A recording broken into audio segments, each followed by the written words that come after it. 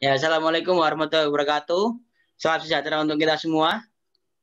Di sini kami kelompok 9 ingin menyajikan sebuah materi dari sejarah Indonesia abad ke-17-18, yaitu penyebaran Islam di luar Jawa dan kerajaannya.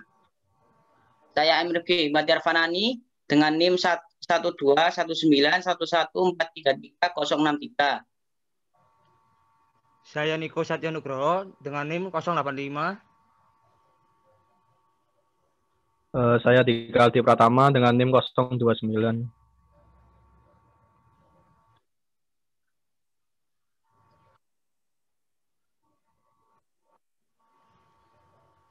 Next.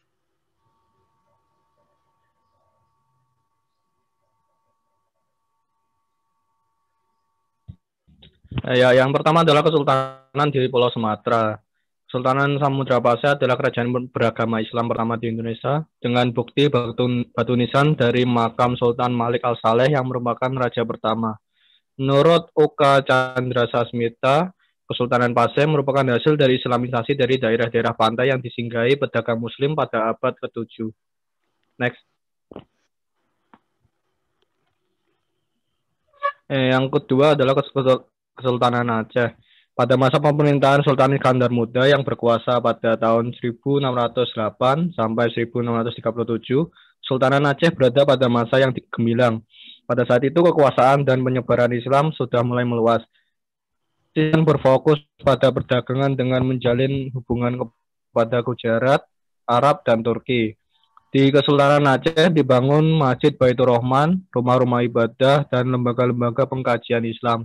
Di sana tinggal para tasawuf yang terkenal seperti Hamzah Fansuri, Syamsuddin Syekh Nuruddin Amraniri, dan Abdul Rauf As-Sinkili. Next. Dampak dari perluasan kerajaan Aceh adalah Islamisasi di Kesultanan Minangkabau. Nama lain Kesultanan Minangkabau adalah Kerajaan Paguruyungan. Pengaruh Islam di Paguruyung berkembang sekitar abad ke-16 melalui para musafir dan guru agama yang singgah atau datang dari Aceh dan Malaka. Salah satu murid ulama Aceh yang terkenal dari Syekh Abdurrauf Singkil atau nama lainnya Tengkiu Syahwala adalah Syekh Burhanuddin Ulaka. Syekh Burhanuddin Ulaka adalah ulama yang dianggap sebagai penyebar agama Islam pertama di Paguruyung. Pada abad ke-17, kerajaan Paguruyung akhirnya berubah menjadi kerajaan Islam. Raja Islam yang pertama dalam tambu adat Minang disebutkan bersama Sultan Alip. Ya, yang selanjutnya adalah Kesultanan di Kalimantan yang dijelaskan dari Matiar Fanani. Ya, Islamisasi di Pulau Kalimantan. Ada banyak sumber tentang penyebaran Islam di Kalimantan, mulai dari lisan ataupun dari legenda masyarakat setempat. Pertama, mengenai legenda seorang anak yang hidup dalam suatu desa yang mengintip kegiatan desa sebelah yang sudah masuk Islam. Setelah sekian lama bocah itu melihat kebiasaan dari desa sebelah, yaitu ritual-ritual keislaman, ia pun akhirnya penasaran dan berkata kepada keluarganya untuk memeluk Islam. Pada akhirnya, keluarga tersebut menyembelih semua babi yang mereka miliki dan lalu membagi-bagikannya kepada tetangga mereka sambil berkata, ini terakhir kali kami akan menyembelih dan memakan daging babi sebelum akhirnya akan memeluk agama Islam. Kedua, dalam Salsasila Kutai, terdapat Raja Kutai yang masuk Islam yang bernama Raja Mahkota. Ini memang namanya loh ya. Dan penyebaran Islam juga dibantu oleh dua tokoh dari Minangkabau yang bernama Tuan Haji Banda dan Tuan Haji Tunggal. Ketiga, dalam Hikayat Banjar, pada abad ke-16, ada seorang pangeran yang memberontak terhadap pamannya untuk merebut tahta raja. Pangeran tersebut meminta bantuan kepada Kesultanan Demak dan sebagai gantinya, pangeran bernama Samudra akan memeluk Islam jika pemberontakan tersebut berhasil. Sumber keempat, ada seorang syekh berasal dari Mekah bernama Syekh Syamsuddin yang membawa kepingan Al-Quran dan cincin bermata Yamani kepada Raja Sukadana. Raja dari Sukadana, ini kerajaannya, Sukadana. Merasa terhormat, Raja Sukadana mulai mempelajari Islam hingga ia memeluk Islam yang akhirnya kemudian diikuti oleh rakyatnya. Ia pun mengambil gelar Islam bernama Sultan Muhammad Syafiuddin. Next. Kerajaan lainnya adalah Kerajaan Kutai Kartanegara yang berdiri pada awal abad ke-13 di daerah yang bernama Jahitan Layar atau Kutai Lama.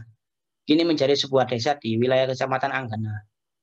Dengan rajanya yang pertama yakni Aji Batara Agung Dewa Sakti yang lahir tahun 1300 dan meninggal 1325 kurang lebihnya. Kerajaan ini disebut dengan nama Kutai dalam kekawin negara Kartagama, yaitu salah satu daerah taklukan di negara bagian Pulau Tanjung Negara oleh Patimat Gajah Mada dari Majapahit. Pada abad ke-16, Kerajaan Kutai Kartanegara di bawah pimpinan Raja Aji, Pangeran Sinu Panji Pandapa berhasil menaklukkan Kerajaan Kutai Martapura atau Kerajaan Kutai dinasti Mulawarman, atau mungkin saya menyebutnya Kutai Lama, Kutai kuno, yang terletak di Muara Kaman. Raja Kutai Kartanegara pun kemudian menamakan kerajaannya menjadi Kerajaan Kutai Kartanegara ing Martapura sebagai peleburan dari kedua kerajaan tersebut. Keberhasilan masuknya Islam. Pada abad ke-17, agama Islam yang disebarkan Tuan Tunggang Parangan diterima dengan baik oleh Kerajaan Kutai Kartanegara yang saat itu dipimpin oleh Raja Mahkota. Lebih seabad kemudian, sebutan raja diganti dengan sebutan sultan. Sultan Aji Muhammad Idris merupakan Raja Kutai Kartanegara pertama yang menggunakan gelar sultan. Dan kemudian sebutan kerajaan pun berganti menjadi Kesultanan Kutai Kartanegara ing Martapura.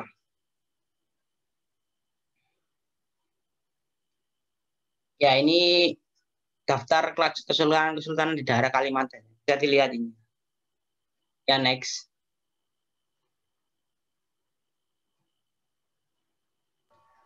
Oke, selanjutnya yang ketiga, Islamisasi di Pulau Sulawesi.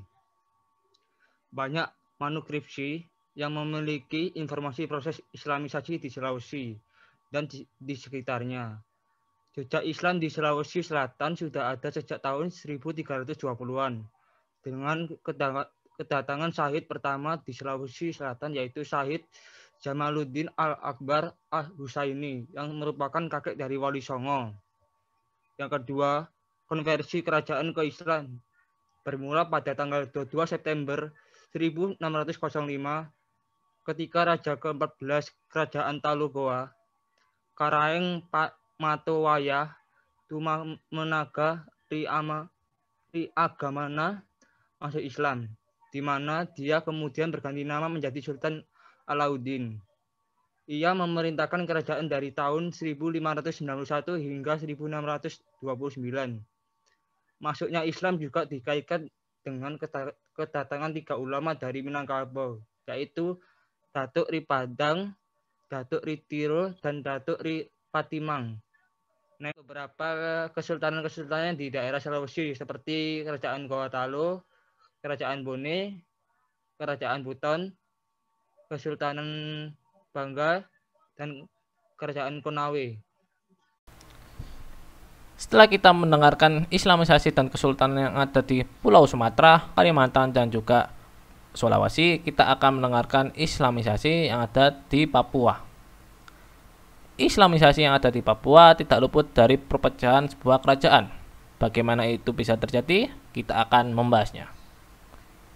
Islam masuk ke Papua melalui interaksi pedagang Papua dengan pedagang dari luar Papua, seperti pedagang dari Sumatera, Sulawesi, dan Maluku. Pedagang bernama Imam Zikir mulai menetap di suatu pulau di mana tempat interaksi perdagangan itu sangatlah intens. Pulau itu bernama Pulau Adi. Ia mulai menyebarkan ajaran agama Islam, dan penyebaran ajaran agama Islam di Papua itu tidak luput dari terpecahnya kerajaan besar di daerah itu sebelum Imam Zikir datang. Pada tahun 1498 hingga 1808 terjadilah Perang Hongi yang mengakibatkan perpecahan dalam keluarga kerajaan San Eman-mun, sehingga sang raja bernama Dufin, Raja Sran Kaimana IV, pada tahun 1808 memindahkan ibu kota ke daerah yang sekarang menjadi Kampung Sran, Kaimanan. Pada akhirnya kerajaan tersebut terpecah lagi menjadi kerajaan yang lebih kecil di Kaimanan hingga wilayah Fakfak. Itu saja yang kami bisa sampaikan tentang Islamisasi di luar Jawa. Jika ada pertanyaan, kita akan tampung dan akan menjawabnya. Terima kasih.